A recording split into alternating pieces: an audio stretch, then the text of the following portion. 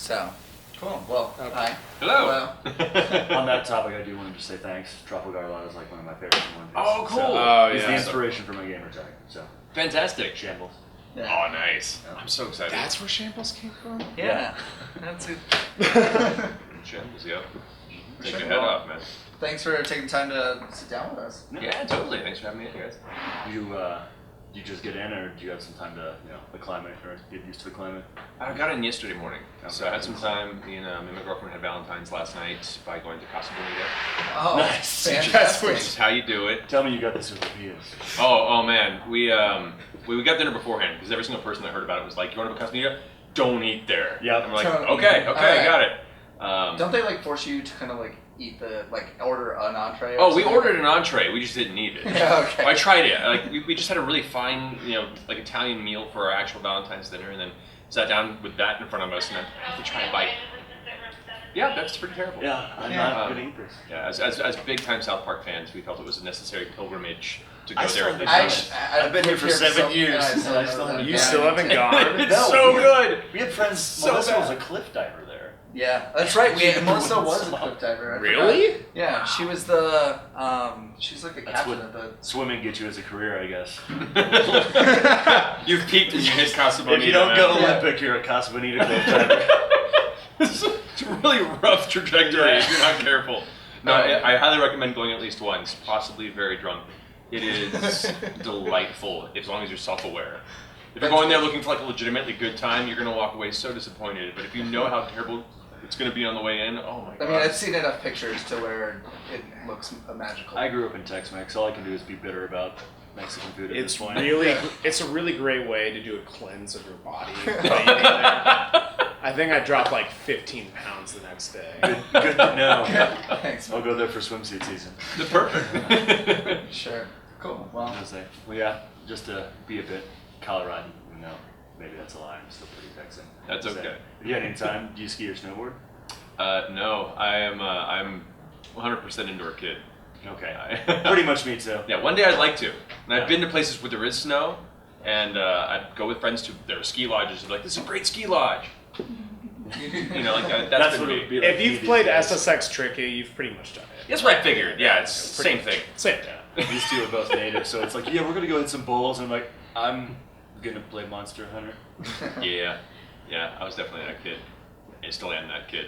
One day I'll break that, I'm sure. It's a mad thing. But then I'll actually break something and then never do it again. But you don't know until you try, right? it's true. Just Bunny Hill. Excuse me! Excuse me, 5-year-old.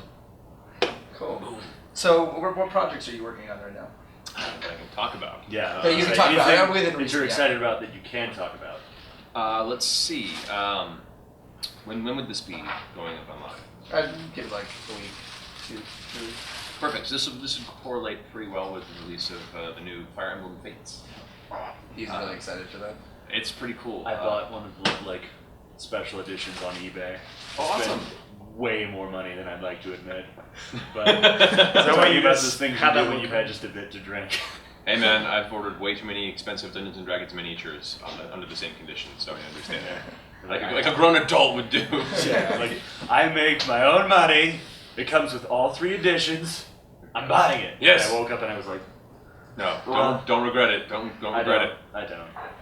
But that's coming out. I'm excited about that. They brought me back in to do Ryoma, which is one of the 2 faction leaders, and there is a reason for it. They told me, story reason. But yeah, so I'm Big Lobster headed samurai guy. Oh, okay. Yeah. Gotcha, yeah. And then I have a few other characters. Let me see if I have notes somewhere because I did a handful of guys you can recruit, and I can't remember which ones specifically. So bear with me while I go into my notes here. Right. I was gonna say I was just playing some Awakening again the other day. Oh Nailed man, it just Chrome.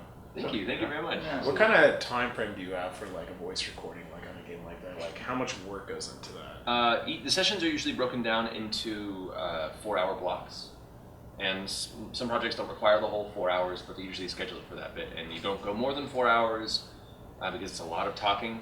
And unlike other performing arts or on-camera acting where it's bursts of performance and then a lot of downtime, Yeah. with voiceover it's straight through.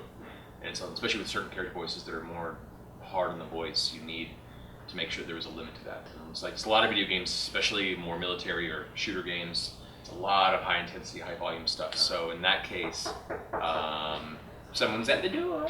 Yeah. In that case, you really have to make sure you limit yourself because you don't want damaging or hurting Right. your voice. So yeah, so 2 to 4 hours generally is the usual thing. So the characters I played in this game are Ryoma, Izama, which if I recall is this kind of like chill monk dude. He's pretty fun. And then Shigure, I think is his name. He's like this young knight character with like green hair. So there you go. That's cool. You guys got an exclusive. Boom. There you go. BentoByte yeah. exclusive. For sure. Well, so what have been some of your favorites then? Oh man. I guess specifically for like. I'm gonna tack onto that. I was gonna say some of your favorites that people might know, and then I also wanted to ask, like, check and see if there are any like really not really well known roles that you really enjoyed.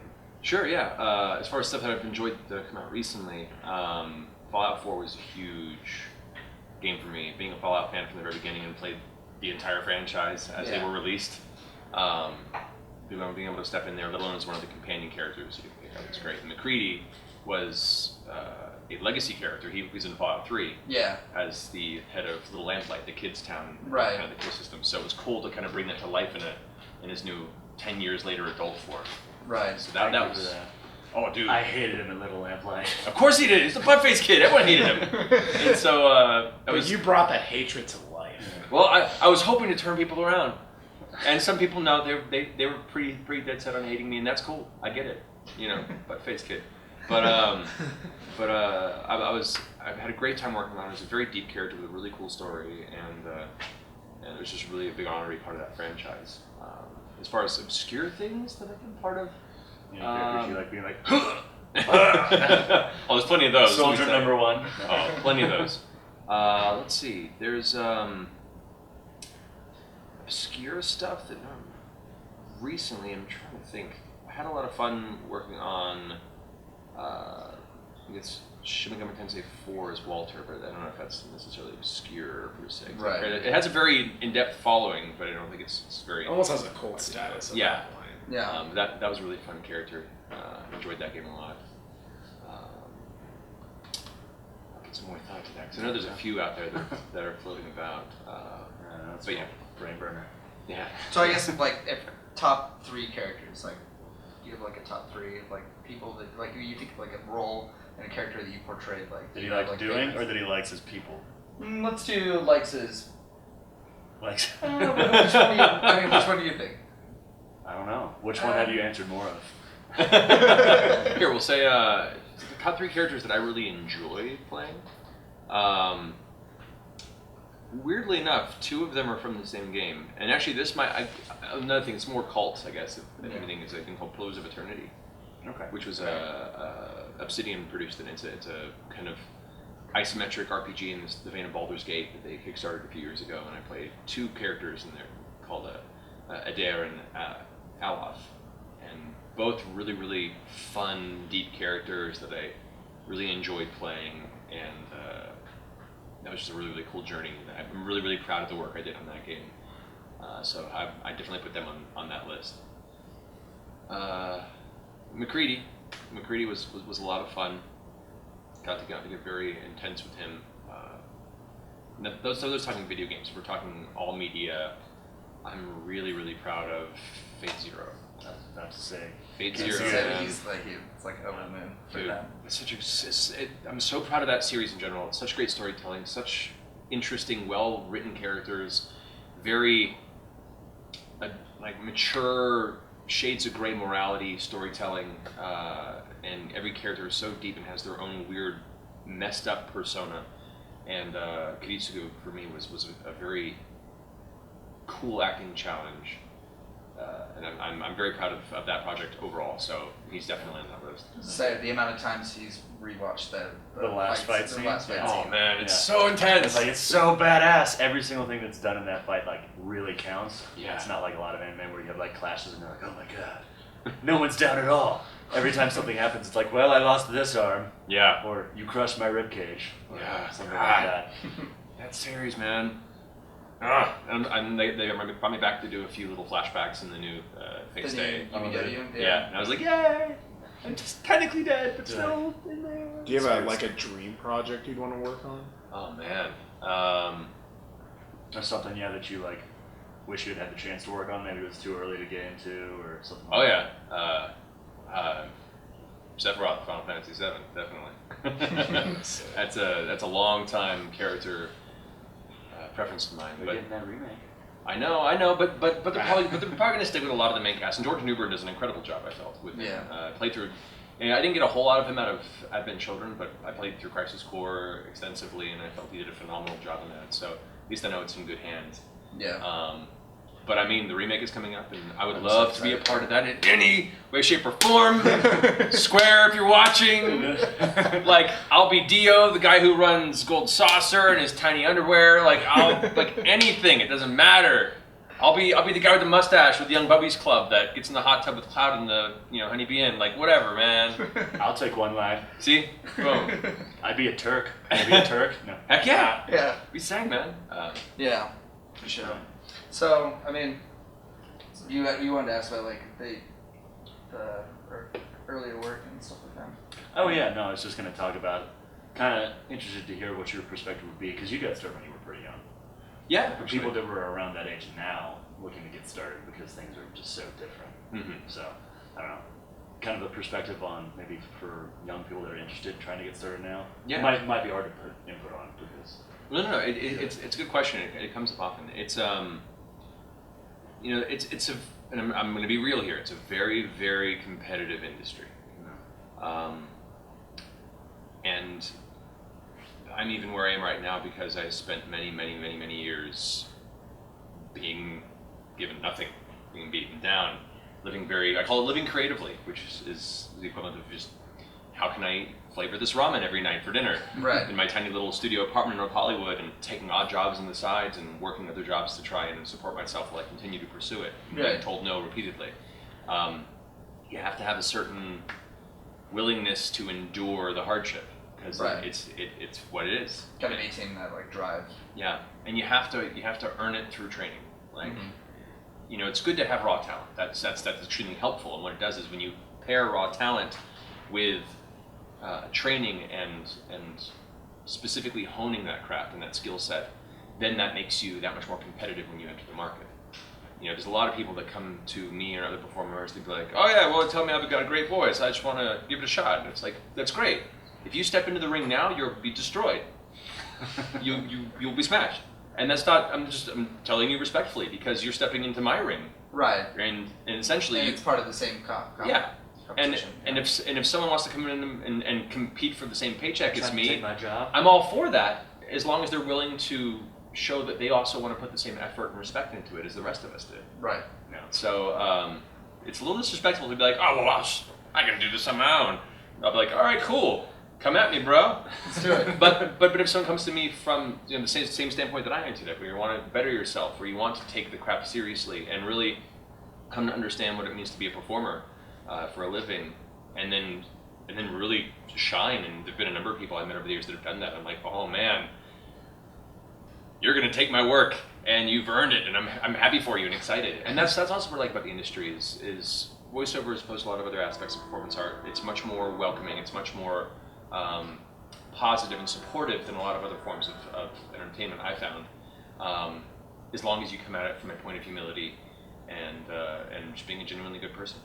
So for those of you that are looking to get into it, it's hard, it's competitive, it's a hard road, and it's fraught with a lot of difficulty, a lot of self-doubt, and a lot of rejection. But if you take it seriously and you train properly and you come at it humbly and respectfully, there's a good chance that other people will help lift you up. There are people that help me along the way, and there's people I'm helping along their way too, for that reason. Oh, awesome. So we're gonna ask a really offhanded question. So, Yes. like, your top favorite characters. If you had to, I just figured, interviews usually, like, they're always the same thing. People always like, Trying to think of ones that'll throw you off. So, Good. if you could marry, fuck, kill your favorite characters, what That you play. Yeah. So throw you a curveball. This is for yourself. Oh man. Yeah. Okay. Marry Kanji Tatsumi, because he can make me nice clothes that he knits. And you never get sick of that type of rambunctious personality. Oh man. I'd probably have to say fuck Levi, because he's a badass, but he's not going to stick around, so I might as well, be upfront about where the relationship stands, and, when you wake up the next morning and he's gone, you're like, okay, well, I kind of knew that was coming. Not too much heartbreak. Kill? Oh,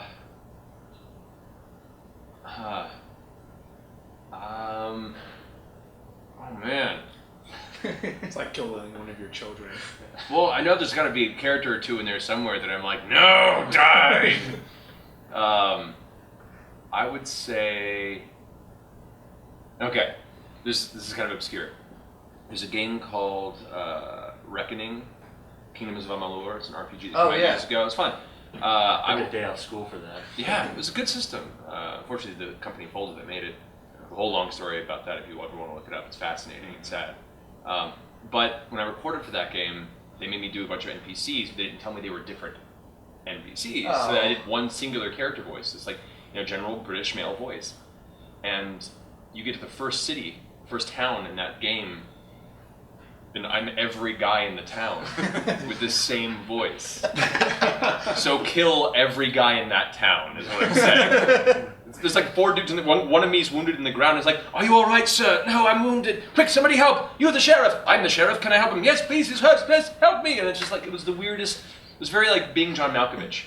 So, Burn to the kill. city of doppelgangers. Yes, burn the Mad City down. That's what I'm going to say. For sure. Well, thanks for bearing with us. Yeah, no worries. Thanks for coming on. Yeah, absolutely. Thanks for taking the time to chat with us. My pleasure. So, yeah. One last PS. Yes. Do you have any news about the Resident Evil 2 remake, Leon? I got nothing, unfortunately. Oh. I'd love to. Capcom. Okay. It's like Capcom. For sure. Well, thank you. Appreciate it. My pleasure, guys. All right. Absolutely. Hey.